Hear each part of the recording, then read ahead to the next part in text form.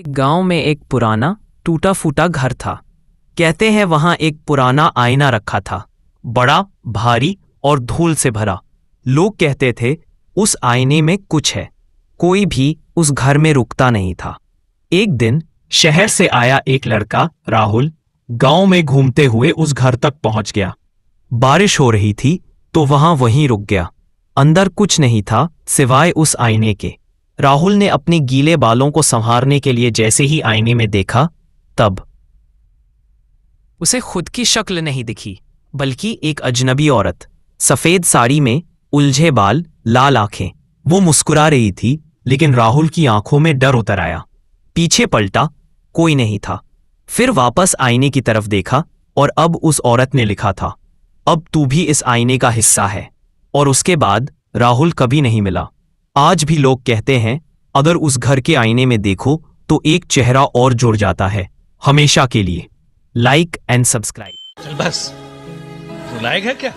बहुत दूर जंगल के एक कोने में एक ऊंचे पेड़ पर बना था ट्री हाउस, जिसमें रहते थे दो खास दोस्त, एक समझदार बंदर पिता और उसका चंचल बच्चा। ट्री हाउस छोटा था, लेकिन उसमें प्यार बहुत था। हर सुबह बंदर अपने बेटे के साथ फल तोड़ने जाता, झरनों में नहाता और रात को सितारों को देखकर कहानियां सुनाता। एक दिन बंदर और उसका बेटा जंगल में घूमते हुए एक छोटी सी नींबू की नन्ही सी कली लाए।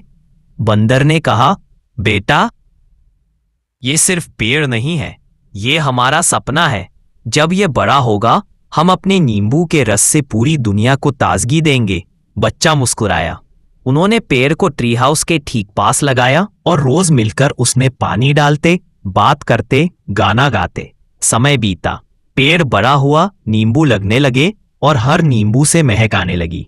लेकिन एक रात जब पूरा जंगल सो रहा था, आसमान अचानक गरज उठा, हवा चीखने लगी, पेड़ झूमने लगे और फिर आया तूफान। बंदर उठ गया, बेटे को जगाया और दौड़ते हुए नींबू के पेड़ के पास पहुंचे। पेड़ बुरी तरह हिल रहा था, जड़ें बाहर आने लगी थीं। बंदर बोला, इसे बचाना होगा। तभी उनका ट्री हाउस टूट गया। फिर उन्होंने जूस की दुकान, पैसे खत्म होने के बाद उन्होंने अपना घर बनाया। फिर उन्होंने जूस की दुकान खोली, पैसे खत्म होने के घर बनाया और खुश रहने लगे। अरे यह क्या, बंदर तो रो रहा है क्योंकि आपने लाइक एंड सब्सक्राइब नहीं किया। जल्दी से करो।